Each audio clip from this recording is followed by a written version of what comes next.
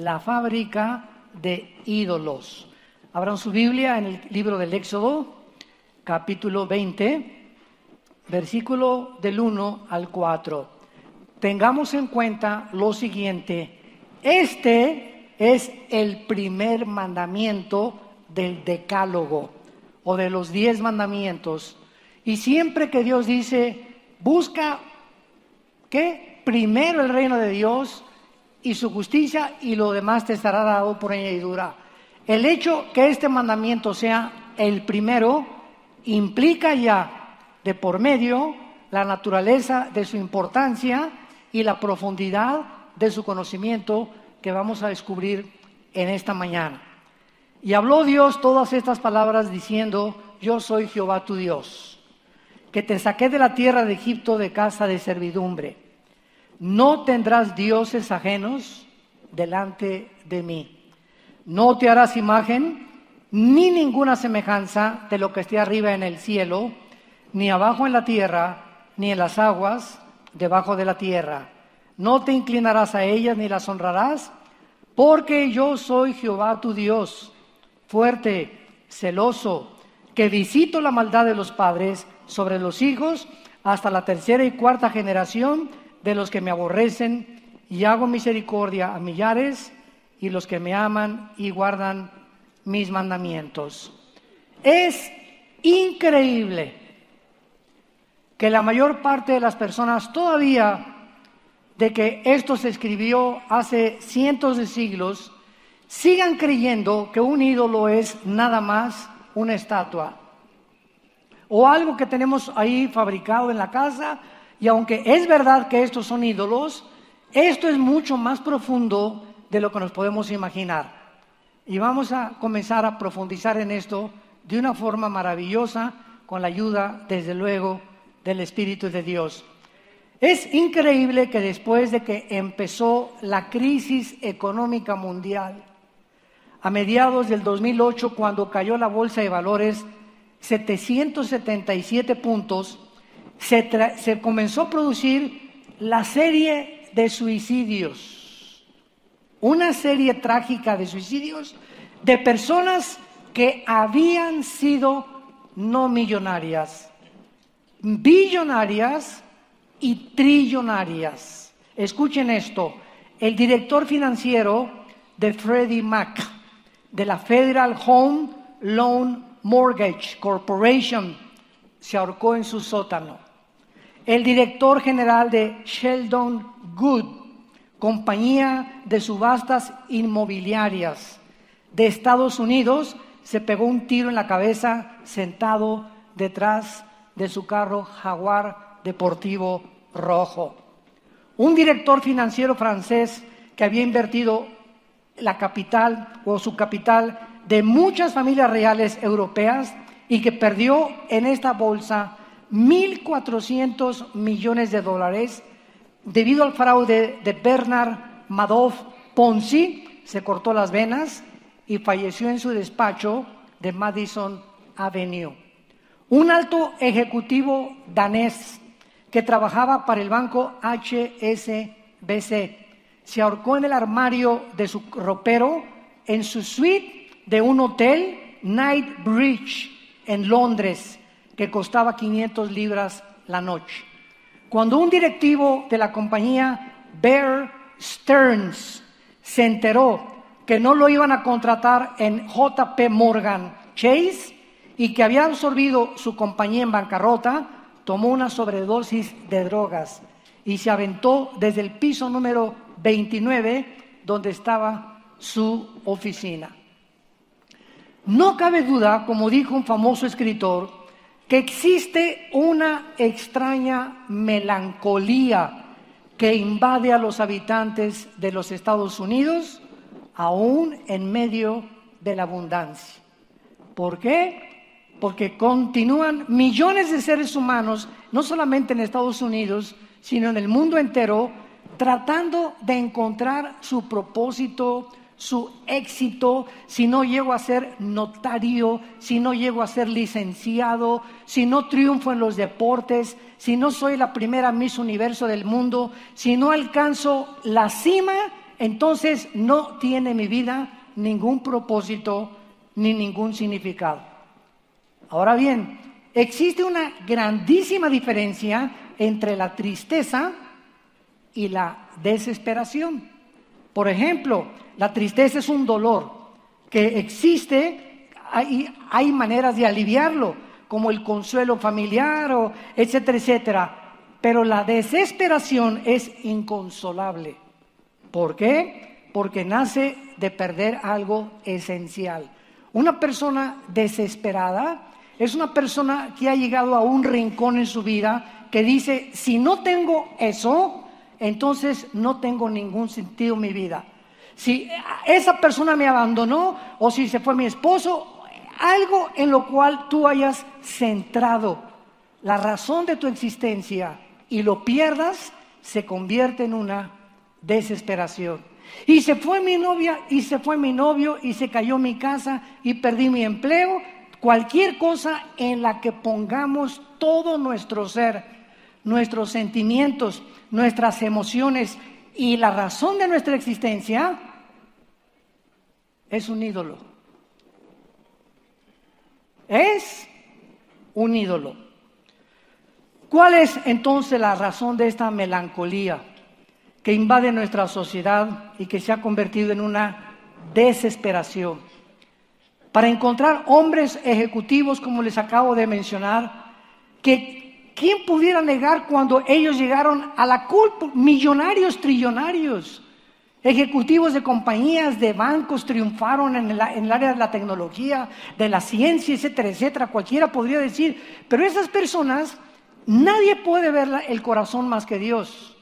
Son personas que, si es cierto, llegaron a la cúspide del éxito. Sin embargo, ellos interiormente, en su corazón, eran las personas más miserables de esta vida, como lo vamos a ir desarrollando. Vemos pues que la mayoría de la gente, cuando se menciona la idolatría, siempre les trae a la mente un pueblo primitivo postrándose en diversas estatuas, tótems o monumentos. Y dentro de la cultura greco-romana tenían muchísimos dioses ante los cuales se postraban.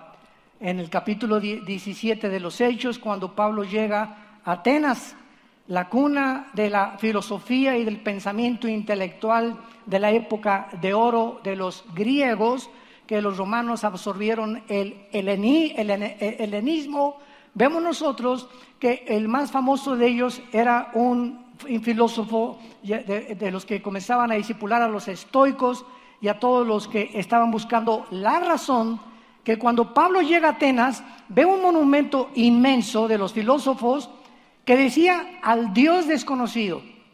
Y entonces Pablo lo invitan porque estaban interesados en conocer, pues a ver tú qué piensas del mundo, cuál es tu punto de vista, cuál es tu perspectiva de la vida. Los filósofos se la pasaban todo el día tratando de buscar la razón del propósito de su existencia, si la verdad pura, si no era la verdad pura, si valía la pena vivir por eso. Y entonces Pablo les dice, en todo veo que son muy religiosos. Y vemos de qué forma estaban asociando la religiosidad de una estatua, de un Dios que desconocían, cuando venía un hombre llamado Pablo y les comenzaba a demostrar que esa estatua, cuyo Dios adoraban sin conocerle, era el Dios que él les iba a anunciar. Los griegos tenían a Afrodita, la diosa de la belleza, Ares, dios de la guerra, Artemisa, diosa de la fertilidad y de las riquezas, a Hefesto, dios de las artesanías, y a Poseidón, el dios del mar y de las tormentas. Seguramente muchos de ustedes me dirán, bueno, yo no le enciendo incienso a Artemisa, pero cuando tu dinero, cuando tu carrera, cuando donde tú has puesto tu objetivo alcanza dimensiones cósmicas, donde se convierte lo que tú estás persiguiendo en tu fin principal en tu vida, y donde se llega a la realización de hasta sacrificar niños olvidando a la familia para obtener más dinero y más prestigio, es cuando nos damos cuenta que estamos en una fábrica de ídolos. Miles de políticos, artistas, deportistas que afirman amar a sus familias se pasan el 80-90% de sus vidas trabajando, haciendo giras artísticas o juegos o viajando por todo el mundo, y cuando llegan a los 40, 50 años, o si viniera Cristo ahorita en un momento y viera nuestra vida, ¿qué hiciste en tus 50 años de vida? Bueno, la tercera parte, estamos hablando de más o menos como 15, 17 años, dormir. Si llegas a los 60, 20 años te la pasaste dormido, ¿sabías? De 60 años, 20 nos los pasamos en la cama. Y los otros 40 años, dice Dios, vamos a analizar tu vida. ¿Qué prioridades tenías en esos 40 años que te quedaron? Bueno, vamos a ver que casi no tuviste tiempo para lo más importante que yo les he dado, que es la familia. No tuviste tiempo para tus hijos, para tu esposa, ni para tus nietos. Te ibas el domingo y en tus vacaciones y te llevabas tu laptop y tu computadora. Ni siquiera dejabas de trabajar en tus vacaciones, porque hiciste de tu trabajo un ídolo. Volcaste todo en eso completamente y hiciste a un lado lo más importante que yo te quería dar. Veamos nosotros que esta gran catástrofe económica del 2008 dejó al descubierto lo que se denomina la cultura de la codicia. La Biblia menciona en Colosenses capítulo 3, versículo 5, que la codicia es idolatría. Dice Colosenses 3, 5, hagan morir lo terrenal en vosotros: fornicación, impurez, pasiones desordenadas, malos deseos y avaricia, que es idolatría. Todos estos grandes ejecutivos que les acabo de mencionar, que llegaron supuestamente a la cumbre, a la cúspide del éxito, de la belleza, del deporte o lo que ustedes quieran, eran idólatras. Eran personas que precisamente por no entender que lo más importante en la vida es que nuestra vida tiene que girar alrededor de un eje. No puede ser el trabajo, no puede ser mi hijo, no puede ser mi esposa, no puede ser mi carrera, no puede haber nada alrededor de lo cual mi vida gire si no es Dios. Cualquier otra cosa en la cual nosotros estemos poniendo como el eje central de nuestra vida es un ídolo. Y esta es la razón por la cual lo vamos a ver al final con la vida de Abraham, por lo cual Dios nos manda que no tengamos ningún otro pensamiento, lo que se llama imagen en el hebreo, ninguna otra imagen de negocios o de esto o del deporte o de aquello, nada en mi mente, ninguna imagen que pueda llegar a controlarme, donde yo me centre completamente, que no sea Él. Y muchos preguntaríamos, ¿verdad? En este momento, como yo me hice esa pregunta hace muchos años, bueno, ¿qué será Dios, un ególatra? ¿Por qué solamente quiere que Él sea el único en el cual yo centre mi vida y gire mi vida? Soy médico, no hay ningún problema que seas médico, pero que tu carrera médica gire alrededor de Él. ¿Quieres ser artista? No hay ningún problema, pero que tu carrera gire alrededor de Él. ¿Quieres ser deportista y quieres llegar a formar parte de la selección mexicana? No hay ningún problema, pero que tu deporte no se convierta ni tu carrera en el centro donde gira tu vida, sino que sea Dios. No importa lo que hagamos en la vida, mientras Él sea el centro alrededor del cual todo está centrado. Si no es Él alrededor de lo cual mi vida está girando, voy a llegar algún día a la desesperación y te vas a quitar la vida. O vas a perder completamente de vista que hay cosas más importantes que lo que nosotros nos imaginábamos que podíamos tener. La mayor parte de las personas, repito, piensan que los ídolos son estatuas físicas o la estrella pop del momento. Sin embargo, la adoración interna de los ídolos es la que se rinde dentro de nuestras emociones y nuestros sentimientos. ¿Por qué? Porque incluso podemos convertir nuestra propia vida y nuestra carrera en un ídolo. Vean, por ejemplo, los ejemplos que les quiero mostrar. ¿Cuántos jugadores de diversos equipos de béisbol, de fútbol o tenistas, en un intento de jugar mejor que sus oponentes, llegan a comenzar a usar esteroides y drogas, porque quieren ser los mejores? Hubo una tenista que fue campeona mundial del tenis, Steffi Graf, y ella cuando ganó y llegó a los 45, 50 años de edad, comenzó a contarle a la gente que la rodeaba que era la persona más miserable del mundo. Y le preguntaban, oye, pero tú fuiste campeona de tenis. Entro a tu casa y tienes 15 trofeos de la mejor tenista del mundo. Y además tienes millones de dólares. Y ella contestó y dijo, sí, pero ya no puedo seguir jugando. Era mi adrenalina, era lo que me daba propósito para vivir. Ahora soy la persona más miserable y más vacía de la vida, porque ella convirtió el tenis en su ídolo, en el centro donde giraba su vida. Y cuando ya no pudo jugar tenis, cuando un futbolista de soccer o de beisbolista llegan a los 30, 35, 40 años de edad, o cuando un torero llega a una edad en la que ya no puede seguir toreando, o cuando un político ya llegó a la presidencia, ya alcanzó la presidencia y acaba a los 50, 55, 60 años su carrera y se da cuenta que después de eso, ¿qué?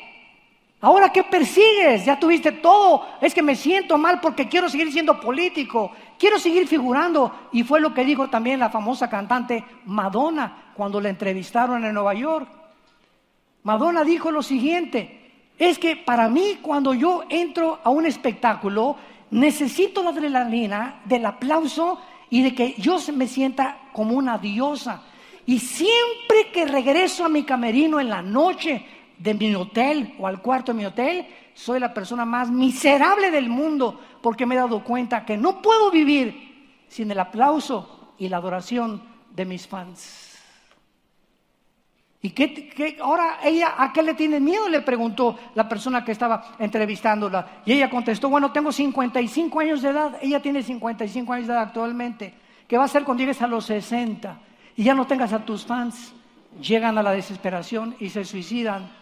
O como Michael Jackson, Elvis Presley y cantidad de artistas o deportistas comienzan a huir de la realidad, uniéndose en el mundo oscuro de las drogas. Porque solo las drogas los mantienen alejados de la realidad, y en las drogas ellos encuentran un escape, porque la realidad es demasiado cruel para sus vidas. No la pueden enfrentar porque eso no es el destino que ellos buscaban. ¿Me van siguiendo? Más les vale. Lo mismo sucede con los concursos de belleza. Mujeres en el final del concurso internacional de Miss Universo, se descubrió que el 70% de las muchachas concursantes en el concurso de Miss Universo, el 70% estaban operadas con cirugía plástica. Muchachas de menos de 25 años de edad. ¿Sabes lo que le pasa? Como dijo un gran cirujano plástico en Miami, ¿sabes lo que le pasa a una mujer que se opera antes de los 40 años? ¿O a un hombre que se opera también antes de los 40 o 55 años de edad? Bueno, dijo este cirujano, cuando una muchacha se opera antes, su quijada, su piel, su forma de su cara no se ha acabado de definir naturalmente. Entonces te metes un bisturí y ya te jalaste por acá y ya te jalaste por allá y ya te hiciste ahí la trompa como de ranito y ya para engrosarte más los labios, y llegas a los 30 años y la naturaleza de tu cuerpo toma otra forma y a los 35 eres un monstruito. ¿Por qué? Porque quisiste, ¿verdad?, ser mejor que las demás o poder aparentar una belleza. Y siempre quiero decirte algo, siempre hay una persona más bonita que tú. No eres la pirulation de la station. Así que es increíble en lo que el mundo se mete, ¿verdad? En los concursos de belleza se operan de tal manera sus cuerpos para aspirar a ser la mejor. Más tarde descubren las terribles consecuencias de sus cuerpos deformados por el bisturí de un cirujano plástico. Hicieron o quisieron comenzar a poner su cuerpo como un ídolo, donde estaba centrado todo. Si no soy bonita, si no tengo esto, si no alcanzo esto, voy a llegar a la desesperación. Porque este es el propósito que me mantiene. Mientras sienta que soy bonita y soy bella, podré seguir navegando en aguas tranquilas en esta vida. ¿Qué es un ídolo? Es algo que es más importante para nosotros que Dios. Cualquier cosa que cautive nuestro corazón, nuestras imaginaciones, cualquier cosa que busquemos y que creamos, que nos está proporcionando más felicidad y más sentido y más propósito que Dios, no tengas ninguna duda de llamarlo un ídolo verdadero.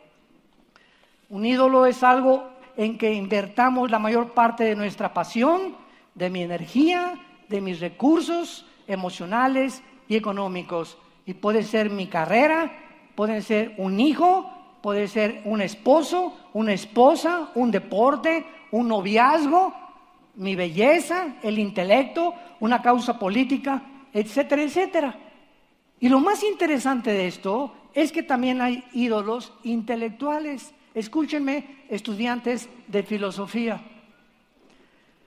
Muchas veces estos ídolos intelectuales se llaman ideologías. Permítanme darles el ejemplo de dos ideologías que se convirtieron en ídolos en el siglo XX de la mayor parte de las universidades. Por ejemplo, los europeos a finales del siglo XIX y principios del XX se convencieron de las enseñanzas de un francés filósofo ateo llamado Rousseau. Y este hombre, Rousseau, propugnó esta ideología. La bondad, escribió, innata de la naturaleza humana es que nuestros problemas sociales son el resultado de una educación y una socialización equivocada. Rousseau comenzó a enseñar de que el problema del ser humano y las guerras y por lo que hay crímenes y delincuentes es que se necesita más educación. Y si comenzamos a educar mucho mejor a la gente y adaptarla a la sociedad donde la gente vive, entonces eso se va a terminar. Sin embargo, la Primera Guerra Mundial, y la Segunda hizo pedazos este espejismo. ¿Por qué? Porque nos dimos cuenta que en estas dos guerras, ¿quiénes fueron las más grandes víctimas principalmente de la Segunda Guerra Mundial? 85 millones de alemanes, damas y caballeros. No estoy hablando de 85 millones de alemanes indígenas, incultos o desleídos y desletrados, como decía Cantinflas. Estoy hablando de 85 millones de alemanes licenciados, abogados, astrofísicos, cultos, médicos, que creyeron la mentira de Hitler y de los nazis, de que iba a ser la mejor nación del mundo y que iban a mejorar las cosas y que su sentido de orgullo, que había sido aplastado en la Primera Guerra Mundial, iba otra vez a resucitar. Y ellos al final de la guerra se dieron cuenta y dijeron: ¿a quién hicimos un ídolo? A una ideología llamada el nazismo. Más de 7, 8 millones de seres humanos asesinados en aras de un loco psicópata en busca de una raza superior. Y hicieron un ídolo completamente de la ideología de los nazis. Y así pasó con Mao, con el comunismo, y así pasó con Mussolini, con el fascismo. Ideologías que comenzaron a adorarlas y creyendo que eran dioses el nazismo. El nazismo va a ser la respuesta al mundo, el comunismo va a ser la respuesta al mundo, no es el fascismo. Y estas ideologías acabaron completamente con millones de seres humanos. Ideologías de ídolos que comenzaron a fabricarse los filósofos. Y ahora, ¿cuál es el más grande ídolo del siglo XXI que venimos arrastrando desde el siglo XX? El ídolo del darwinianismo. La postulación que hizo Carlos Darwin, que venimos de los animales. se ha convertido en uno de los ídolos más grandes de nuestra cultura. Mi esposa y yo estuvimos en Londres, en el Museo Nacional de Historia, y al entrar al Museo Nacional de Historia de Londres, en el primer piso, todo el primer piso está dedicado a la evolución. Y desde que entras al Museo Nacional de Historia de Londres, encuentras, hace 5 billones de años se pone una calavera, parecía la calavera de una rana. ¿Qué de un ser humano? Y pasaron 2 millones y otra calavera, y otra calavera, y otra calavera, y dicen que así fuimos evolucionando nosotros. Es increíble que en una nación tan civilizada como Londres, como Francia, como el Reino Unido, Alemania, etcétera, etcétera, en las universidades, en Harvard, Princeton, Yale, Oxford, sigan enseñando que venimos de los animales. Se ha convertido el darwinianismo en un ídolo. Nadie quiere aceptar la verdad, que es una verdad anticientífica, que no se puede demostrar ni biológica, ni física, ni tampoco genéticamente. La misma ciencia contradice que vengamos de los animales. Desde que en 1954 el doctor Watson Crick descubrió la hélice del ADN, del ácido desoxirribonucleico. Pero es un ídolo en las universidades y se adora a la ideología darwiniana, como si realmente nosotros tenemos nuestra ascendencia en los animales. Como le dije a un maestro de la universidad, no se enojen ustedes cuando los estudiantes se vuelven como animales, porque ustedes les han enseñado a portarse como changos. Vemos nosotros esta tendencia a la idolatría en el deporte, en la política, en las ideas y en la filosofía. ¿Y cómo es posible, verdad, que muchas veces tú puedas preguntarte? Esa es una conclusión que yo he llegado. Una muchacha es bonita, tiene 18, 20, 25 años de edad. ¿Y cómo es posible que el deseo de su corazón pueda convertirse en el final de su propia destrucción? ¿Cómo es posible que muchas veces cuando queremos obtener, yo quería ser licenciado, notario o político o jugador, ¿cómo es posible que un buen deseo, porque al principio son buenos deseos, no hay nada de malo de poder aspirar a ser alguien mejor en la vida, ¿correcto? No hay nada de malo en eso. Pero ¿cómo es posible que eso se pueda convertir después en algo catastrófico que acabe destruyéndome lo que comenzó con un deseo lícito y natural para buscar? Y la Biblia menciona claramente en Romanos capítulo 1 que una de las peores cosas que Dios puede hacer al juzgar a una persona es entregarla a la obsesión de los deseos de su corazón. Por ejemplo, un homosexual puede llegar a tener la homosexualidad como un ídolo, a decir, es que si yo no soy así, no voy a poder desenvolverme en el mundo. Oye, ¿por qué no consideras que estás equivocado? ¿Por qué no consideras pararte enfrente al espejo y bajarte los chones? Y que el espejo te diga si eres gallo o gallina. Que la misma biología te lo diga. Y que tú digas, Dios mío, físicamente soy un macho. Pero aquí me dicen, no, ¿verdad? No eres esto, eres lo otro. Entonces, considera, no. Pero si tú te aferras y eso se convierte en una obsesión, la Biblia dice que Dios te entrega. No es que yo soy así, yo no voy a cambiar. Soy un ladrón y seré un ladrón toda mi vida. Es que yo soy así. Y yo soy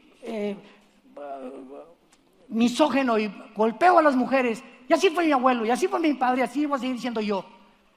Cualquier deseo que nosotros insistamos en permanecer en él, si darle oportunidad a Dios que nos cambie, Dios sabe, fíjense, lo vamos a leer, Dios sabe cuando alguno de nosotros hemos llegado a un punto de decir, no quiero cambiar. O quiero seguir siendo así. Y es en ese momento la peor tragedia que pueda sucedernos. Porque en ese momento Dios te dice, sí, pues déjame ayudarte un poquito más y te voy a empujar yo mismo para que esa obsesión que tú tengas, la cumplas y cuando la cumplas, descubras que tocaste fondo por haberte olvidado de mis mandamientos. Dice en Romanos capítulo 1, versículo 24, por lo cual Dios también los entregó a la inmundicia.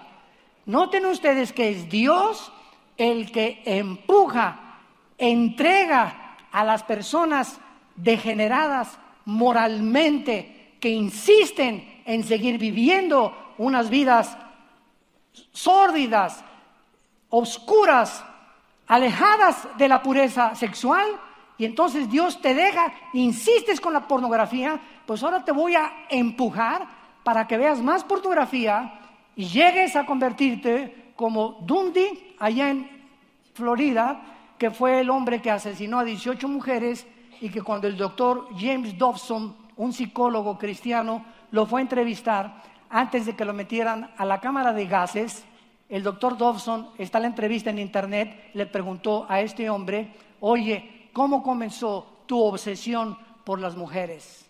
Que te llegó inclusive a matarlas a 18, porque la obsesión fue tan grande que dijo: no solamente las deseo, sino que las quiero ahora matar y ya muertas seguirlas violando. Y este hombre le contestó al doctor Dobson: la pornografía.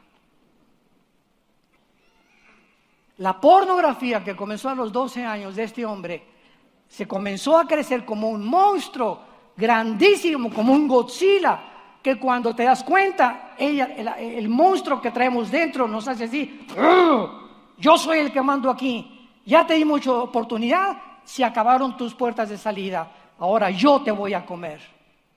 Y así pasa con todas las cosas que se convierten en una obsesión en nuestra vida, que no queremos abandonar, que nos guste el pecado, no hay ningún problema. Dios nos dejó la libertad, Dios te deja pecar. Y si tú insistes, Él te entrega a que peques más profundamente todavía. Dios los entregó. Y vean esta frase otra vez en el versículo 26, porque por esto Dios los entregó a pasiones vergonzosas. Y finalmente versículo 28 de Romanos 1, y como ellos, aquí está la razón, no aprobaron tener en cuenta a Dios, Dios los entregó, y esta es la culminación de la obsesión, a una mente reprobada. ¿Qué es una mente reprobada? Es el estado final mental al que un ser humano pueda llegar. ¿Sabes qué significa en el griego? Una mente que ya no sabe distinguir entre el bien y entre el mal. Una mente que ya no sabes lo que es bueno y lo que es malo. Para ti son zonas grises, ya no hay blanco ni negro, todo es así, ya no distingues. Y es cuando comienzas a decir: no te metas con mi vida, eso para ti es malo, para mí es bueno. Espérame un ratito, ni tú ni yo establecemos lo que es bueno o es malo, lo establece la Biblia, los 10 mandamientos. Veamos finalmente el llamado de Abraham, que se le llama el padre de la fe. Si esperamos que alguna cosa creada nos dé el sentido y la esperanza y la felicidad que solo Dios puede darnos, recuérdalo, al final te romperá el corazón. Al final no lo podrás conseguir, llegarás a la desesperación, y ahí es cuando el hombre busca alcohol, busca drogas, busca inmoralidad, busca pornografía, busca suicidarse. Y esta es la razón por la cual Cristo con la mujer samaritana, todos conocemos la historia, en el capítulo 4, se encuentra una mujer que la chuli llevaba 5 maridos. Sagrado Corazón, 5 maridos llevaba la señora.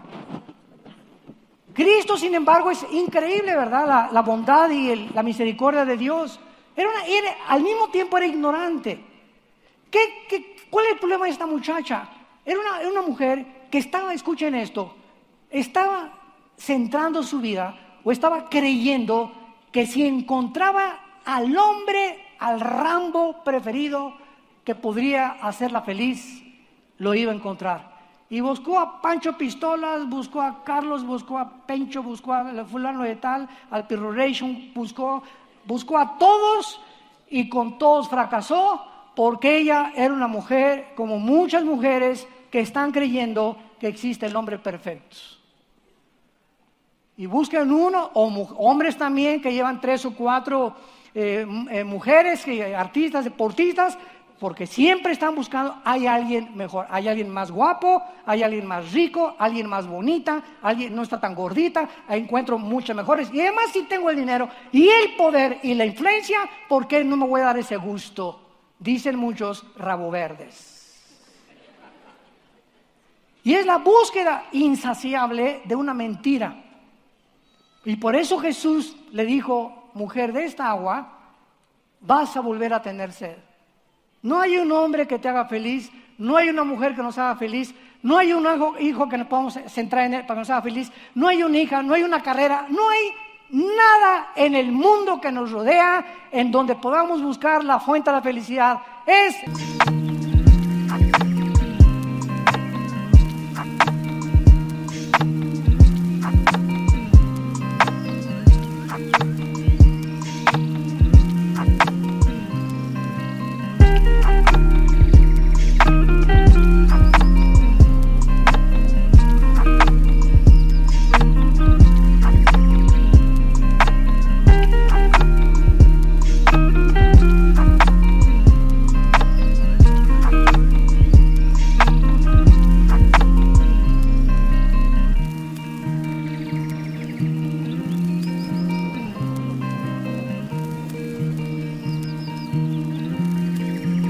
Dios. Él es la única razón de nuestra existencia, por el amor de Dios. En cualquier otra cosa que busquemos vamos a llegar a la desesperación, a la melancolía, a la vaciedad. Porque fuimos creados para Él. Como decía San Agustín, y fuera de ti, Señor, mi alma carece de propósito y sentido. Y aunque yo trate de encontrar y en canalizar y encaminarme en una carrera, en lo que sea, y no eres tú el centro donde gire todo, voy siempre a acabar autodestruyéndome. Abraham, un personaje central en la Biblia, tenemos su caso con Isaac. Esto es preciosísimo y creo que es el caso más profundo. Ustedes no se imaginan cómo me ha conmovido la historia de Abraham viéndola con este lente que la vamos a ver a continuación. Dios llama a Abraham, Génesis 12, Abraham deja tu familia, etcétera, etcétera. Salió, dice Hebreos 11, 5 al 7, a un lugar donde él no conocía. Sin embargo, el hijo no venía. Imagínense ustedes estos años de Abraham de estar buscando al hijo. Comenzó la desesperación y no viene, y no viene, y no viene. Y entonces él dio un salto equivocado. Llega Sara y pues le dice, ¿verdad? Ahí está Agar, la sirvienta. Échate un clavado con ella. No se lo dijeron 2 veces. La Biblia nos retrata a sus personajes sin ocultar. La Biblia nunca eleva a ningún hombre así a una cosa como lo máximo. Siempre la Biblia se preocupa, el Espíritu Santo, de mencionar los pecados de Abraham, de David, de Moisés, de los más grandes hombres, para que sepamos que no somos perfectos, pero al mismo tiempo para que sepamos que con Dios podemos esas imperfecciones desarrollarlas y purificarlas. Bueno, pues ya nace, ¿verdad? Ismael, ya sabemos, de Agar, que es el padre de los árabes. Pasa el tiempo y finalmente ya nace Isaac.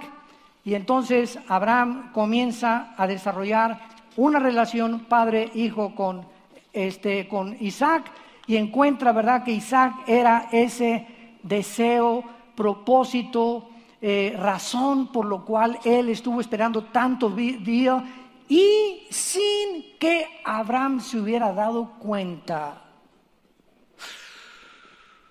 Isaac estaba en el camino de convertirse en un ídolo para él. Porque comenzó a darle tanta devoción a ese hijo que durante tanto tiempo esperó, que comenzó a volcar completamente su vida, a centrarla en Isaac. Sin embargo, llega el momento en que Dios le dice, Génesis capítulo 22, dame eso que amas con todo tu corazón. Dámelo. Y en ese momento, Abraham, sabemos la historia, enalbarda a sus asnos, a sus burros, a lo que tuviera ahí, a sus sirvientes, le habla a Isaac, se encaminan hacia el monte, y cuando Abraham levanta el cuchillo para matar a su hijo, la voz que aparece en el cielo es, ahora veo que temes a Dios. Desde luego esto no se refiere a tener miedo, sino a entregarle de todo el corazón sus sentimientos y emociones a Dios. En otras palabras, la voz le decía, ahora sé que me amas más que cualquier otra cosa en este mundo. Sin embargo, esto no significa, síganme con mucho cuidado,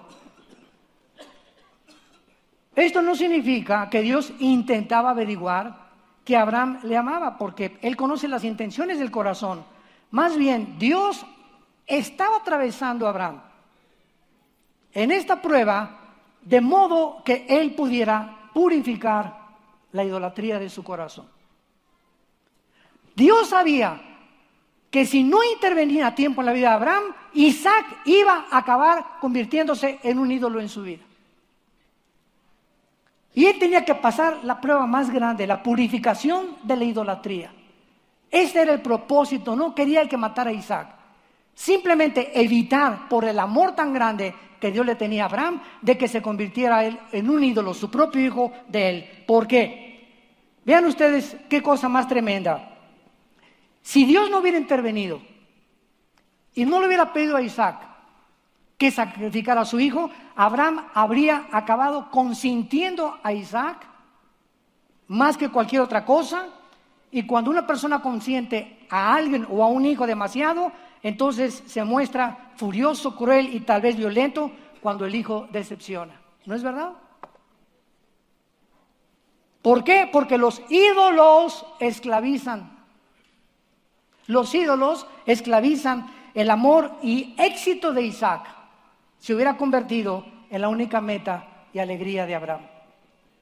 Y Dios no quiere que ningún hijo de nosotros, ninguna esposa, ningún esposo, ningún hombre, ninguna mujer, ningún trabajo, ningún deporte, nada en la vida pueda convertirse en nuestra meta, ni en el objeto donde centremos todas nuestras emociones y todos nuestros sentimientos. Amarás a Dios con todo tu corazón, con toda tu mente y con toda tu alma. A Él. Porque entonces descubrirás que si tú me amas a mí con todo tu corazón y con toda tu alma, y yo soy el objeto, la razón, el propósito por el cual tú existes, tú vas a perder algún día a tu esposa, a tu hijo, tu dinero, en la bolsa de valores, no importa lo que sea. Vivimos en un mundo completamente que desaparece todo, es un mundo completamente que no hay nada seguro, todo es completamente temporal. Y cuando tú lo pierdas, nunca llegarás a la desesperación, nunca intentarás huir por una puerta falsa. ¿Por qué? Porque yo soy tu roca, tu sostén, mi fortaleza, castillo mío, mi Dios, decía David, ¿en quién confiaré? Qué lógica tan grande, ¿verdad? Ahí está la razón. Ahí está la razón. Yo me preguntaba muchas veces por qué Dios quiere que Él sea el centro. ¿No será un ególatra ese Dios que estamos adorando? ¿Por qué quiere que todos se centren en Él? Al contrario, es un Dios de amor. Y por ese amor que Él nos tiene, Él sabe que si nuestro amor no está canalizado y dirigido a Él nada más, vamos a desesperarnos. Nos va a invadir una melancolía cuando perdamos en aquello que creíamos que se convertiría en el centro de nuestra existencia.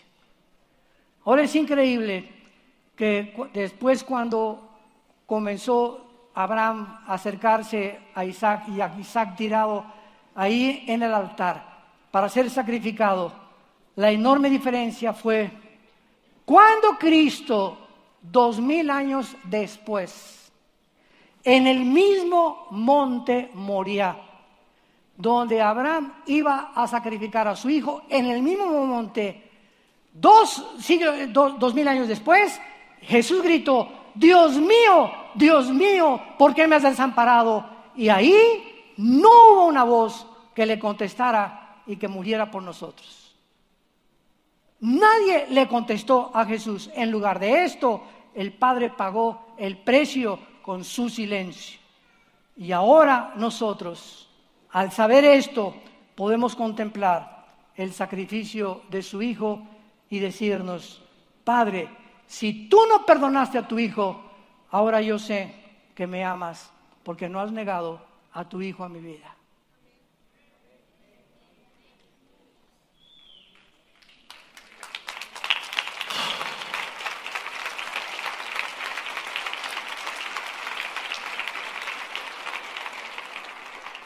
Dos 2000 años antes, ahora veo que temes a Dios por cuando estuviste dispuesto a sacrificar a tu Hijo. 2000 años después, ahora vemos cuánto Él nos ama a nosotros, que estuvo dispuesto a sacrificar a su Hijo.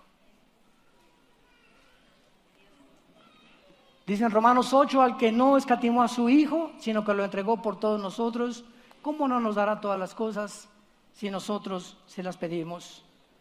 La mayoría de tus frustraciones y las mías desilusiones que experimentamos en la vida están relacionadas con nuestros Isaacs, con nuestros ídolos falsos en quien estamos tratando de encontrar la razón y el propósito de nuestra vida, de nuestra felicidad, de nuestro sentido y de nuestra razón para poder vivir. Veo que me llamas, es lo que podemos decir: oh Dios, como dijo Abraham, a vivir mi vida sin algo que yo pensaba de lo que podía prescindir. Pero si te tengo a ti y poseo la única riqueza, salud y amor, honor y seguridad que realmente necesito, nunca te perderé.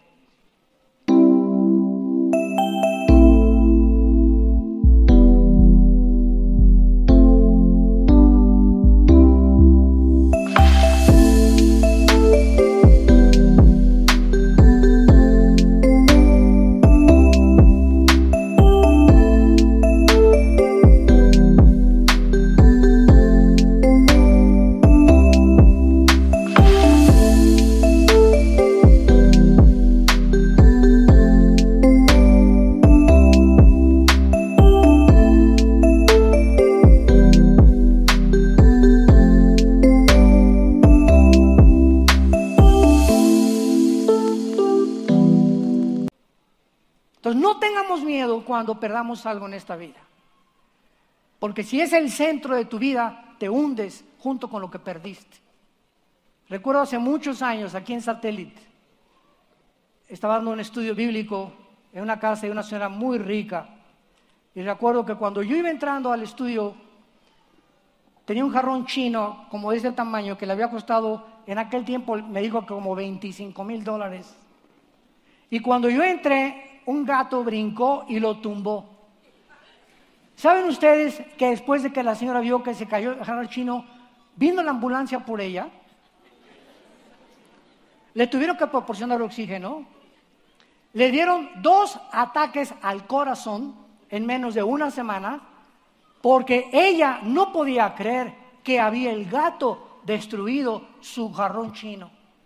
Es increíble que esta señora tuviera tanta obsesión y tanto apego a un objeto común y corriente que estaba dispuesta a perder su salud por él. Increíble. Ya se imaginarán que cuando se sanó lo que le fui a decir a su casa. Ella ya no existe, ella murió hace algunos años, pero recuerdo, ¿verdad?, que cuando la fuimos a visitar al hospital, le decía a su casa, fue lo que le dije: usted, señora, había hecho de un jarrón un ídolo en su corazón.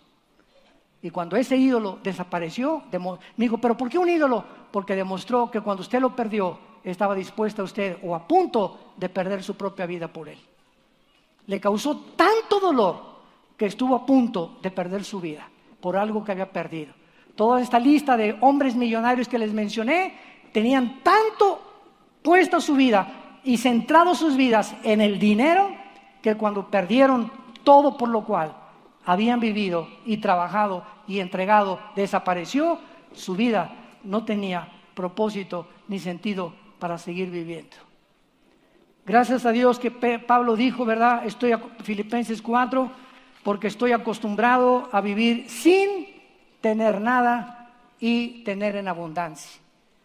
Dios quiere que nosotros sepamos que si con dinero o sin dinero, no es el dinero ni lo que tenemos el centro por lo cual estamos contentos y felices. Y cuando nos da dinero, que no pongamos todo nuestro corazón en ese dinero.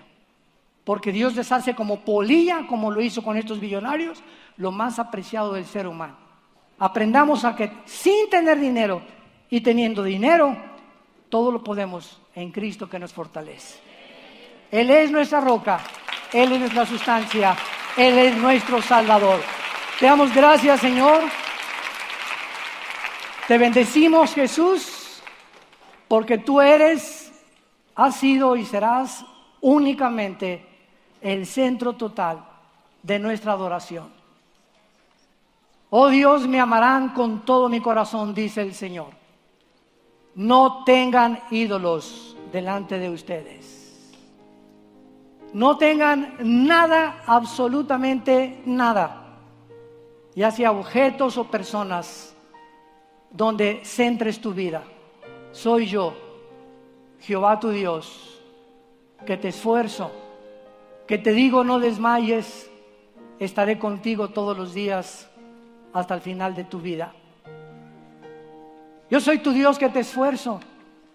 Diré, alma mía, esperanza mía, mi Dios, en quien confiaré. Él te librará del lazo del cazador, no permitirá que tus pies sean atrapados en la red. Sus ángeles acamparán a nuestro alrededor, nunca nos dejará ni nos desamparará. Y por cuanto en Él has puesto tu confianza, dice el Señor, yo también te libraré. Pondré tus pies sobre la roca y te haré conocer los secretos de mi sabiduría. Busquen ante todo sabiduría, más que el oro y que las piedras preciosas. ¿Por qué? Porque si tenemos abundancia de bienes materiales y riquezas, sin la sabiduría de Dios, esas riquezas nos van a corromper, nos van a echar a perder y las vamos a desperdiciar viviendo perdidamente. Pero cuando lo buscamos a Él y nos dé riquezas, sabremos cómo utilizarlas para su gloria y para su reino. En quien oramos, en el nombre bendito del Hijo de Dios. Amén.